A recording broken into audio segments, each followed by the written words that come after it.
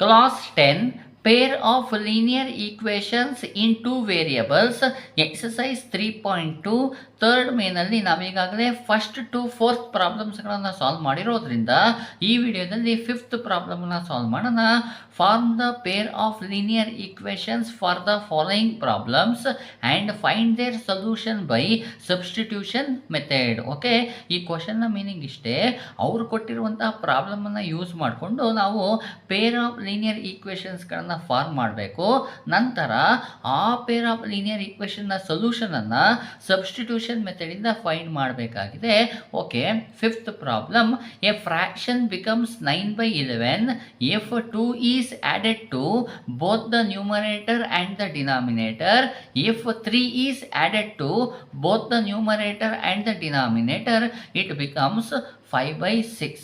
Find the fraction. ನೋಡಿ, ನಮಗೆ ಈ ರೀತಿಯಾದಂತಹ ಪ್ರಾಬ್ಲಮ್ಗಳನ್ನು ಕೊಟ್ಟಾಗ ಮೊದಲಿಗೆ ಏನನ್ನು ಫೈಂಡ್ ಮಾಡಬೇಕು ಅಂತ ಕೊಟ್ಟಿದ್ರೆ ಅದನ್ನು ನೋಡ್ಕೋಬೇಕಾಗುತ್ತೆ. ಇಲ್ಲಿ ನಮಗೆ ಫೈಂಡ್ ದ ಫ್ರ್ಯಾಕ್ಷನ್ ಅಂತ ಹೇಳಿದೆ, ಅಂದರೆ ಫ್ರ್ಯಾಕ್ಷನನ್ನು ಫೈಂಡ್ ಮಾಡಬೇಕಾಗಿದೆ. ಓಕೆ, ಅದಕ್ಕೋಸ್ಕರ ನಾನು ಸೊಲ್ಯೂಷನಲ್ಲಿ let the fraction be x/y ಅಂತ ಬರ್ಕೊಳ್ತೀನಿ. ನೋಡಿ, ನಮಗೆ ಫ್ರ್ಯಾಕ್ಷನ್ ಯಾವ ರೀತಿಯಾಗಿರುತ್ತಪ್ಪ ಅಂದರೆ ನ್ಯೂಮರೇಟರ್ ಮತ್ತು ಡಿನಾಮಿನೇಟರ್ ಇರುತ್ತೆ. ಹಾಗಾಗಿ ನ್ಯೂಮರೇಟರ್ನ ಎಕ್ಸ್ ಅಂತ ತೊಗೊಂಡಿನಿ, ಡಿನಾಮಿನೇಟರ್ನ ವೈ ಅಂತ ತೊಗೊಂಡಿನಿ. ಟೋಟಲ್ ಆಗಿ ಫ್ರ್ಯಾಕ್ಷನ್ ಏನಂತ ಬರ್ಕೊಂಡಿದ್ದೀನಿ, let the fraction be x/y ಅಂತ ನಾನು ಬರ್ಕೊಂಡಿದ್ದೀನಿ. ಓಕೆ, ಅವರು ಕ್ವಶನಲ್ಲಿ ಕೊಟ್ಟಿರುವಂಥ ಫಸ್ಟ್ ಕಂಡೀಷನನ್ನು ನಾನೀಗ ಬರ್ಕೊಳ್ತಾ ಇದ್ದೀನಿ. ಏನು ಕೊಟ್ಟಿದ್ದಾರೆ first condition? A fraction becomes 9/11 if 2 is added to both the numerator and the denominator. Okay, ಇದರ ಮೀನಿಂಗ್ ಇಷ್ಟೇ. ಎ ಫ್ರಾಕ್ಷನ್ ಬಿಕಮ್ಸ್ 9/11 ಅಂತ ಹೇಳ್ತಿದ್ದಾರೆ. ನಾವು ಫ್ರಾಕ್ಷನ್ನ x/y ಅಂತ ತೊಗೊಂಡಿನಿ ಅಲ್ವಾ, ಈ x/y ಅನ್ನುವಂಥ ಫ್ರಾಕ್ಷನ್ ಏನಾಗೋಗುತ್ತೆ, 9/11 ಅಂತ ಆಗುತ್ತಂತೆ. ಯಾವಾಗ? If 2 is added to both the numerator and the denominator. ಇಲ್ಲಿ ನ್ಯೂಮರೇಟರ್ ಮತ್ತು ಡಿನಾಮಿನೇಟರ್ ಇದೆಯಲ್ಲ, ಈ ಎರಡಕ್ಕೂ ನೀವು 2 ಅನ್ನು ಆ್ಯಡ್ ಮಾಡಿಬಿಟ್ರೆ x/y ಅನ್ನುವಂಥ ಫ್ರಾಕ್ಷನ್ ಏನಾಗುತ್ತೆ, 9/11 ಆಗುತ್ತಂತೆ. ಹಾಗಾದರೆ ಇದನ್ನು ಯಾವ ರೀತಿಯಾಗಿ ಬರೆಯೋದು? ನೋಡಿ, ನ್ಯೂಮರೇಟರ್ ಎಕ್ಸ್ ಅಲ್ವಾ, ಇದಕ್ಕೆ 2 ಅನ್ನು ಆ್ಯಡ್ ಮಾಡಬೇಕು. ಡಿವೈಡ್ ಬೈ ಡಿನಾಮಿನೇಟರ್ ಏನು y ಅಲ್ವಾ, ಈ ವೈಗೂ ಸಹ ಏನು ಮಾಡಬೇಕು, 2 ಅನ್ನು ಆ್ಯಡ್ ಮಾಡಬೇಕು. ನಾವೇನು ಮಾಡ್ತಾ ಇದ್ವಿ, 2 is added to both numerator and the denominator. Numerator ಮತ್ತು ಡಿನಾಮಿನೇಟರ್ಗೂ 2 ಅನ್ನು ಆ್ಯಡ್ ಮಾಡಿದರೆ x/y ಅನ್ನುವಂಥ ಫ್ರಾಕ್ಷನ್ ಏನಾಗೋಗುತ್ತೆ, 9/11 ಆಗೋಗುತ್ತೆ. ಓಕೆ, ಏನು ಮಾಡಬೇಕು, ಇದನ್ನು ಸಿಂಪ್ಲಿಫೈ ಮಾಡಬೇಕಾಗುತ್ತೆ. ಅದಕ್ಕೋಸ್ಕರ ಏನು ಮಾಡ್ತೀನಿ, ಈ 11 ಈ ಸೈಡಿಗೆ ಟ್ರಾನ್ಸ್ಫರ್ ಮಾಡ್ತೀನಿ, y+2 ಅನ್ನು ಈ ಸೈಡಿಗೆ ಟ್ರಾನ್ಸ್ಫರ್ ಮಾಡ್ತೀನಿ. ಏನಾಗುತ್ತೆ ಅವಾಗ, x+2 ಹಾಗೆ ಇರುತ್ತೆ. ನೋಡಿ, ಡಿವೈಡ್ ಬೈ ಇರೋದು ಈ ಸೈಡ್ ಬಂದರೆ ಇಂಟು 11 ಆಗೋಯ್ತು. ಅದಕ್ಕೋಸ್ಕರ ಬ್ರ್ಯಾಕೆಟನ್ನು ಹಾಕ್ಕೊಂಡಿದ್ದೀನಿ. = 9 ಇಂಟು y+2 ಅನ್ನೋದು ಆ ಸೈಡಿಗೆ ಟ್ರಾನ್ಸ್ಫರ್ ಆದ ತಕ್ಷಣ ಏನಾಗುತ್ತೆ, ಡಿವೈಡ್ ಬೈ ಇರೋದು ಇಂಟು ಆಗುತ್ತೆ. ಹಾಗಾಗಿ ಬ್ರ್ಯಾಕೆಟ್ ಹಾಕ್ಕೊಂಡು y+2 ಅನ್ನು ಬರ್ತೀನಿ.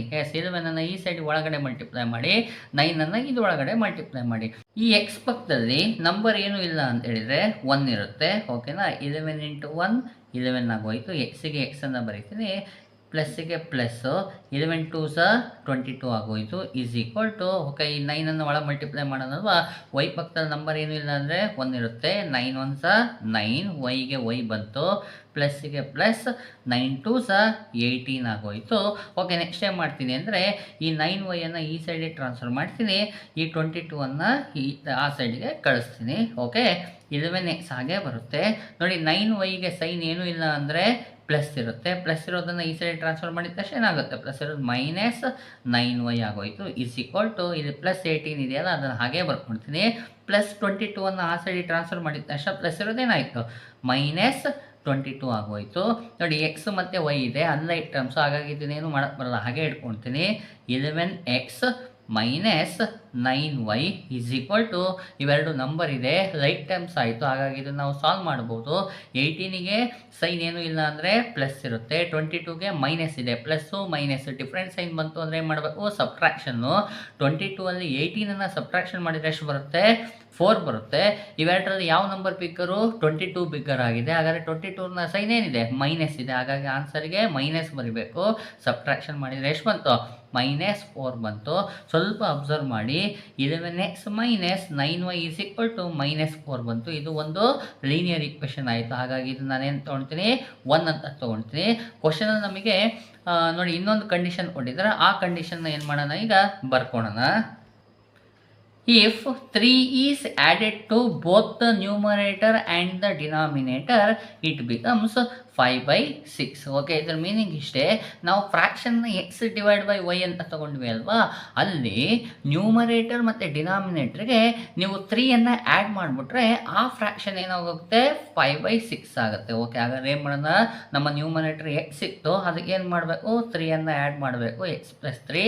ಅದೇ ರೀತಿ ಡಿನಾಮಿನೇಟ್ರಿಗೂ ಸಹ +3ಯನ್ನು ಮಾಡಬೇಕಾಗುತ್ತೆ. ಮಾಡಿದ ತಕ್ಷಣ ನಮ್ಮ ಫ್ರ್ಯಾಕ್ಷನ್ ಏನಾಗುತ್ತೆ 5/6 ಆಗೋಗುತ್ತೆ. ಓಕೆ, ಇದನ್ನು ಸಿಂಪ್ಲಿಫೈ ಮಾಡ್ತಾ ಹೋಗೋಣ. 6ಅನ್ನು ಈ ಸೈಡಿಗೆ ಕಳಿಸ್ತೀನಿ, y+3ಯನ್ನು ಆ ಸೈಡಿಗೆ ಟ್ರಾನ್ಸ್ಫರ್ ಮಾಡ್ತೀನಿ. ಏನಾಗುತ್ತೆ x+3 ಡಿವೈಡ್ ಬೈ 6 ಇರೋದನ್ನ ಟ್ರಾನ್ಸ್ಫರ್ ಮಾಡಿದ ತಕ್ಷಣ ಏನಾಗುತ್ತೆ ಇಂಟು 6 ಆಗೋಗುತ್ತೆ, = 5 ಆಗೇ ಇರುತ್ತೆ. ಡಿವೈಡ್ ಬೈ y+3 ಇರೋದನ್ನ ಆ ಸೈಡಿಗೆ ಕಳಿಸಿದ್ರೆ ಇಂಟು y+3 ಆಗೋಯ್ತು. ಓಕೆ, ಮಲ್ಟಿಪ್ಲೈ ಮಾಡೋಣ. ಎಕ್ಸಿನ ಪಕ್ಕದಲ್ಲಿ ನಂಬರ್ ಏನೂ ಇಲ್ಲ ಅಂದರೆ 1 ಇರುತ್ತೆ, ಇದನ್ನು ನಾವು ಕೋಎಫಿಷಿಯೆಂಟ್ ಅಂತ ಹೇಳ್ತೀವಿ. 6 1s 6x ಪ್ಲಸ್ 6 3s 18 ಆಗೋಯ್ತು, = 5ಅನ್ನು ಮಲ್ಟಿಪ್ಲೈ ಮಾಡೋಣ. y ಪಕ್ಕದಲ್ಲಿ ನಂಬರ್ 1 ಇರುತ್ತೆ, 5 1s 5 y ಆಗೋಯ್ತು, ಪ್ಲಸ್ಸಿಗೆ ಪ್ಲಸ್ 5 3s 15 ಆಗೋಯ್ತು. ಓಕೆ, ನೆಕ್ಸ್ಟ್ ಏನು ಮಾಡೋಣಪ್ಪ ಅಂದರೆ ಈ 5y ಆ ಸೈಡಿಗೆ ಟ್ರಾನ್ಸ್ಫರ್ ಮಾಡ್ತೀನಿ, ಇದನ್ನು ಈ ಸೈಡಿಗೆ ಟ್ರಾನ್ಸ್ಫರ್ ಮಾಡ್ತೀನಿ. ಓಕೆನಾ, 6x ಹಾಗೆ ಬರುತ್ತೆ. 5yಗೆ ಸೈನ್ ಏನೂ ಇಲ್ಲ ಅಂದರೆ ಪ್ಲಸ್ ಇದೆ, ಪ್ಲಸ್ ಇರೋದು ಈ ಸೈಡಿಗೆ ಬಂದ ತಕ್ಷಣ ಏನಾಗುತ್ತೆ -5y ಆಗೋಯಿತು, = +15 ಹಾಗೇ ಬರ್ಕೊಳ್ತೀನಿ. ನೋಡಿ, +18 ಆ ಸೈಡಿಗೆ ಟ್ರಾನ್ಸ್ಫರ್ ಮಾಡೋಣ, ಪ್ಲಸ್ ಇರೋದು ಆ ಸೈಡ್ ಹೋದ ತಕ್ಷಣ ಏನಾಗುತ್ತೆ -18 ಆಗೋಯಿತು. 6x - 5y = 15ಗೆ ಸೈನು ಪ್ಲಸ್ ಇದೆ, 18ಗೆ ಸೈನು ಮೈನಸ್ ಇದೆ. ಪ್ಲಸ್ಸು ಮೈನಸ್ ಡಿಫ್ರೆಂಟ್ ಸೈನ್ ಬಂತು ಅಂದರೆ ಸಬ್ಟ್ರಾಕ್ಷನು. 18ನಲ್ಲಿ 15ಅನ್ನು ಸಬ್ಟ್ರಾಕ್ಷನ್ ಮಾಡಿದ್ರೆ ಆನ್ಸರ್ ಎಷ್ಟು ಬರುತ್ತೆ 3 ಬರುತ್ತೆ. 18 ಬಿಗ್ಗರ್ ಆಗಿರೋದ್ರಿಂದ ಆನ್ಸರ್ -3 ಆಗೋಯಿತು. ನಮಗೆ ನೋಡಿ 6x - 5y = -3. ಇದೇನಾಗೋಯಿತು ಇನ್ನೊಂದು ಲೀನಿಯರ್ ಈಕ್ವೇಷನ್ ಆಯಿತು. ಇದನ್ನು ನಾನು ಏನು ಮಾಡ್ತೀನಿ 2 ಅಂತ ತೊಗೊಳ್ತೀನಿ. ಓಕೆ, ಈಗ ಈ ಎರಡೂ ಲೀನಿಯರ್ ಈಕ್ವೇಷನ್ಗಳನ್ನು ಸಬ್ಸ್ಟಿಟ್ಯೂಷನ್ ಮೆಥಡಿಂದ ಸಾಲ್ವ್ ಮಾಡಿ ಅಂತ ಹೇಳಿರೋದ್ರಿಂದ ನಾನು ಏನು ಮಾಡ್ತೀನಿ, ಫ್ರಮ್ ಈಕ್ವೇಷನ್ 1 ತೊಗೊಳ್ತೀನಿ. ಈಕ್ವೇಷನ್ 1 ಇಲ್ಲೇ ಇದೆ, 11x - 9y = -4 ತೊಗೊಳ್ತಾ ಇದ್ದೀನಿ. ಈಗೇನು ಮಾಡಬೇಕು, ಎಕ್ಸ್ ವ್ಯಾಲ್ಯೂವನ್ನು ಇನ್ ಟರ್ಮ್ಸ್ ಆಫ್ y ಆಗಿ ಬರೀಬೇಕು. ಹಾಗಾಗಿ ಈ 9y ಆ ಸೈಡಿಗೆ ಟ್ರಾನ್ಸ್ಫರ್ ಮಾಡ್ತೀನಿ. ನೋಡಿ, 11x ಹಾಗೆ ಬರ್ಕೊಳ್ತೀನಿ, -4 ಹಾಗೆ ಇರುತ್ತೆ.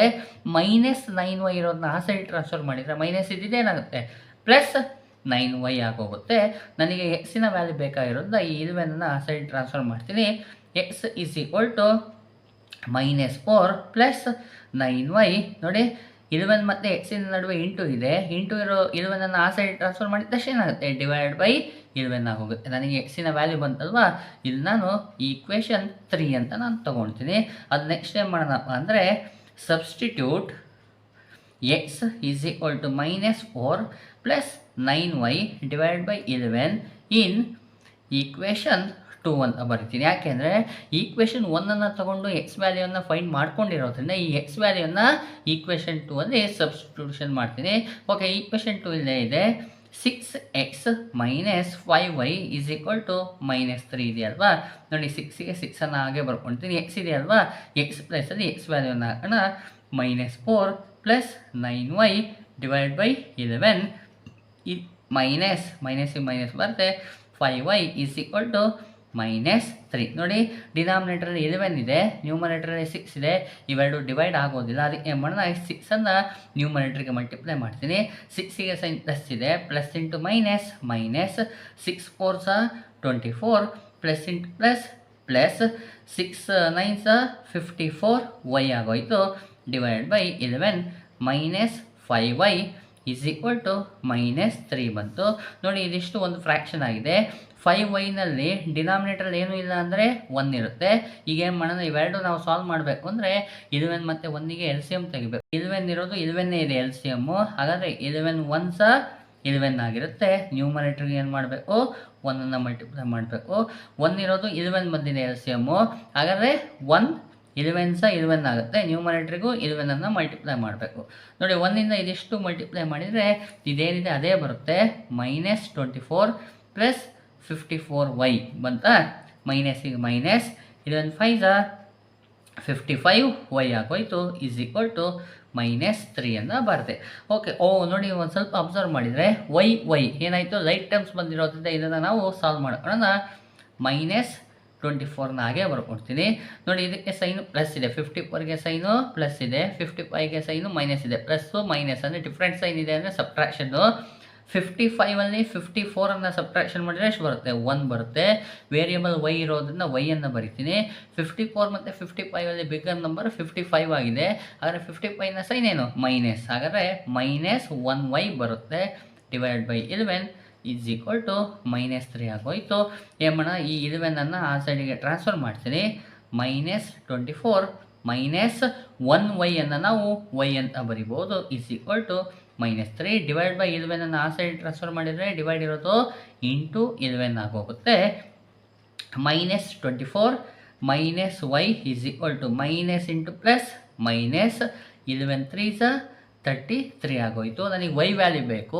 ನೋಡಿ, ವೈ ವ್ಯಾಲ್ಯೂ ಏನಾಗಿದೆ, ನೆಗೆಟಿವ್ ಆಗಿದೆ. ನಮಗೆ ವೈ ಅನ್ನೋದು ನೆಗೆಟಿವ್ ಇರಬಾರ್ದು, ಪಾಸಿಟಿವ್ ಇರಬೇಕು. ಹಾಗಾಗಿ -y ಆ ಸೈಡಿಗೆ ಟ್ರಾನ್ಸ್ಫರ್ ಮಾಡ್ತೀನಿ. ಇದನ್ನ ಈ ಸೈಡಿಗೆ ತೊಗೊಂಬರ್ತೀನಿ. ಅವಾಗ ಏನಾಗುತ್ತೆ, -24. ನೋಡಿ, ಮೈನಸ್ ಇರೋದು ಈ ಸೈಡ್ ಬಂದ ತಕ್ಷಣ ಪ್ಲಸ್ 33 ಆಗುತ್ತೆ. ಈಸ್ ಈಕ್ವಲ್ ಟು -y ಇರೋದು ಆ ಸೈಡ್ ಹೋದರೆ ಪ್ಲಸ್ ವೈ ಆಗೋಗುತ್ತೆ. ಓಕೆ, ಸಾಲ್ವ್ ಮಾಡೋಣ. ನೋಡಿ, 33ಗೆ ಪ್ಲಸ್ ಇದೆ, 24ಗೆ ಮೈನಸ್ ಇದೆ. ಮೈನಸ್ ಪ್ಲಸ್ ಡಿಫ್ರೆನ್ಸ್ ಸೈನ್ ಅಂದರೆ ಸಬ್ಟ್ರಾಕ್ಷನ್ನು. 33ರಲ್ಲಿ 24ನ ಸಬ್ಟ್ರಾಕ್ಷನ್ ಮಾಡಿದರೆ 9 ಬರುತ್ತೆ. 33 ಬಿಗ್ಗರ್ ಆಗಿರೋದ್ರೆ ಅದು ಸೈನ್ ಏನು, +9 ಆಗೋಯ್ತು. Is equal to y. Therefore y is equal to 9 ಆಗೋಯಿತು. ಗೊತ್ತಾಯ್ತಾ, ವೈ ವ್ಯಾಲ್ಯೂ ನನಗೆ ಸಿಕ್ಕೋಯ್ತು. ಈಗ ಏನು ಮಾಡೋಣ, ಎಕ್ಸ್ ವ್ಯಾಲ್ಯೂನ ಫೈಂಡ್ ಮಾಡೋಣ. Substitute y is equal to 9 in equation 3. ನಮಗೆ ಈಕ್ವೇಷನ್ 3 ಗೊತ್ತಿದೆ ಅಲ್ವಾ. ಈಕ್ವೇಷನ್ 3 ಏನಿದೆ ಅಂದರೆ x is equal to -4 plus 9y divide by 11 ಇದೆ. ಓಕೆ, ಇದರಲ್ಲಿ y ವ್ಯಾಲ್ಯೂನ ಸಬ್ಸ್ಟಿಟ್ಯೂಷನ್ ಮಾಡಿಬಿಟ್ರೆ ನನಗೆ x ವ್ಯಾಲ್ಯೂ ಸಿಕ್ಬಿಡುತ್ತೆ. -4 ಹಾಗೆ ಬರ್ಕೊಳ್ತೀನಿ, ಪ್ಲಸ್ 9 ಹಾಗೆ ಬರ್ಕೊಳ್ತೀನಿ. 9y ಅಂದರೆ 9 ಇಂಟು y ಆಗುತ್ತೆ. ಹಾಗಾದರೆ y ವ್ಯಾಲ್ಯೂ ಏನಿದೆ, 9 ಇದೆ ಅಲ್ವಾ, ಇಂಟು 9 ಬರ್ಕೊಳ್ತೀನಿ. Divide by 11 is equal to -4 plus 9 9s 81 divide by 11 ಆಗೋಯ್ತು. ಈಸ್ ಈಕ್ವಲ್ ಟು, ನೋಡಿ 4ಗೆ ಮೈನಸ್ ಇದೆ, 81ಗೆ ಸೈನು ಪ್ಲಸ್ ಇದೆ. ಮೈನಸ್ ಪ್ಲಸ್ ಅಂದರೆ ಸಬ್ಟ್ರಾಕ್ಷನ್ನು. ಓಕೆ, 81ನಲ್ಲಿ 4ಅನ್ನು ಸಬ್ಟ್ರಾಕ್ಟ್ ಮಾಡಿದರೆ ಎಷ್ಟು ಬರುತ್ತೆ, 77 ಬರುತ್ತೆ. 81 ಬಿಗ್ಗರ್ ಆಗಿರೋದು ಅದು ಸೈನ್ ಏನಿದೆ, ಪ್ಲಸ್ 77 ಡಿವೈಡ್ ಬೈ 11 ಆಯಿತು. ಡಿವೈಡ್ ಆದರೆ ಡಿವೈಡ್ ಮಾಡಿ, 11 1s 11 7s 77 ಆಯಿತು. ಆನ್ಸರ್ ಏನು ಬಂತು, 7 ಬಂತು. ನೋಡಿ, y ವ್ಯಾಲ್ಯೂ 9 ಬಂದಿದೆ, ಎಕ್ಸ್ ವ್ಯಾಲ್ಯೂ 7 ಬಂದಿದೆ. ಇದನ್ನು ಯೂಸ್ ಮಾಡಿಕೊಂಡು ನಾವೇನು ಮಾಡ್ಬೋದು, ಈಗ ಈಸಿಯಾಗಿ ಫ್ರ್ಯಾಕ್ಷನನ್ನು ಬರಿಬೋದು. Therefore, the fraction is x by y. ನಾವು ಫ್ರ್ಯಾಕ್ಷನ್ನ ಮೊದಲಿಗೆ ಏನು ತೊಗೊಂಡಿದ್ವಿ, x by y ಅಂತ ತೊಗೊಂಡಿದ್ವಿ. ಎಕ್ಸಿನ ವ್ಯಾಲ್ಯೂ ಏನು ಬಂದಿದೆ, 7 ಬಂದಿದೆ. ಡಿವೈಡ್ ಬೈ ವೈನ ವ್ಯಾಲ್ಯೂ ಏನು ಬಂದಿದೆ, 9 ಬಂದಿದೆ. ಹಾಗಾದರೆ ನಮಗೆ ಬೇಕಾಗಿರುವಂಥ ಫ್ರ್ಯಾಕ್ಷನ್ ಏನಾಗಿದೆ, 7 by 9 ಆಗಿರುತ್ತೆ. ಗೊತ್ತಾಯ್ತಾ, ನಮಗೆ ಬೇಕಾಗಿರುವಂಥ ಫ್ರ್ಯಾಕ್ಷನ್ 7 ಡಿವೈಡ್ ಬೈ 9 ಆಗಿದೆ. ಈ ರೀತಿಯಾಗಿ ಈ ಪ್ರಾಬ್ಲಮನ್ನು ಸಾಲ್ವ್ ಮಾಡ್ಕೊಳ್ಳಿ.